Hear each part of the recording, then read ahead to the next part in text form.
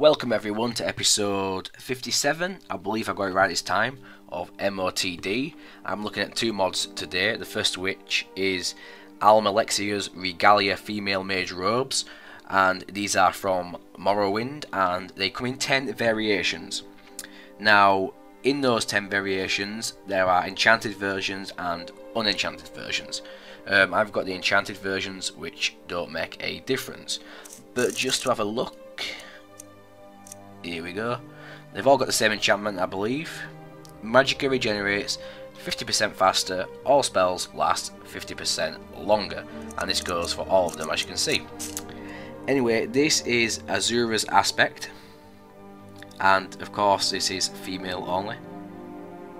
If you try and equip on a male character, all you get is I believe it's a greybeard robe for everyone. Let's have a look at the other ones. We've got Boethia. Same texture, just different colour.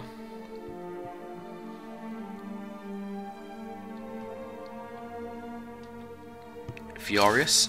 Now we've got a different style.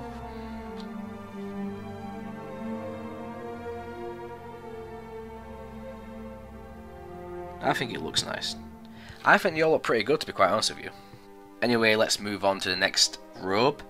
I just had to go and adjust my sensitivity settings right there. For some reason they were down on lowest possible. I've got no idea why. Anyway, let's look at Immortal. Again, back to the old ones, kind of. Just different colours. But you have to remember, it is pretty much the same armour set. There's just variations. Just so we've got a choice. And I think that's great. Rather than just one or two variations, we have 10. We've got the Mage. Now, again, this has got like a new symbol on the skirt now. Like a Mythic Dawn symbol or something like that. And they are really well detailed, you have to admit that. Merciful aspect. Very similar to the Mage, beside the shoulders being a different colour. Oops, there we go. And Regal. This actually looks different. Texture wise, I mean. This is more of a crazy one, it's more colourful.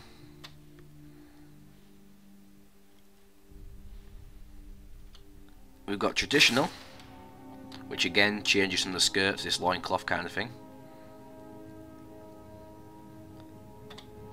And finally we have Warrior aspect.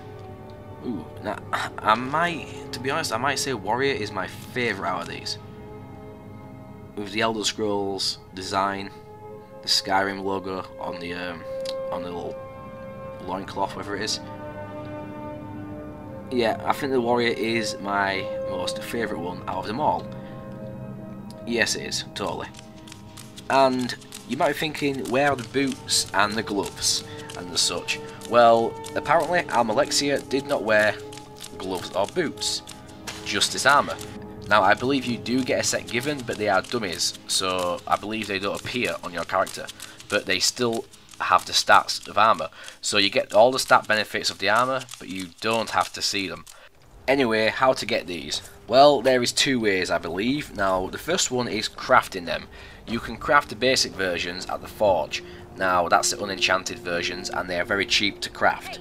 But if you want the enchantable ones, they are going to be much more expensive to craft. They will require much more rarer materials, so keep that in mind. Now, you can also find them around the world spawns.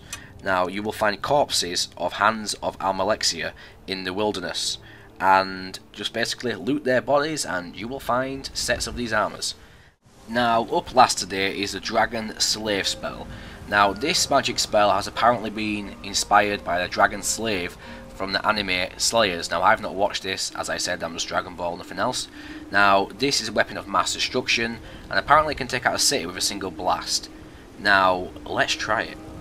Ooh, we've got 100 plus Heimskers down there. Now, keep in mind, the spell tome can be found in the Shrine of Talos in Markarth in the current version of the mod. Now, I'll tell you right now, it is very powerful. And you actually get like a little, it's two-handed. Look, when you equip, you get a light. So I find that cool as it is. That's really cool, we get a light. Anyway, you also get like a little sound of someone talking.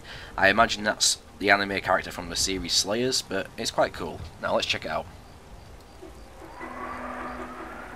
Darkness beyond twilight, crimson beyond blood that flows, buried in the flow of time. In thy great name, I pledge myself to darkness. Let the fools who stand before us be destroyed by the power you and I possess. Dragon, slave! Anyway, as you can see, the spell is now charged and the character has changed stances. And let's fire this. Yep, lag. Holy shit.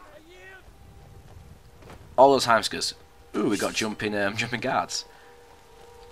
Have they not died? They didn't die from that. Fucking hell, these guys are strong. Let me try that again. Anyway, hopefully it'll kill them now. I've put it on lower difficulty. It was on Master pretty much. Now it's on Novice. Let's see if this kills him now. Still didn't kill him. But either way, it's a cool spell. I think it's supposed to be much more powerful than this, but obviously it can't be. But that might just be a glitch, or that might be updated. But it's quite weak, but it looks cool.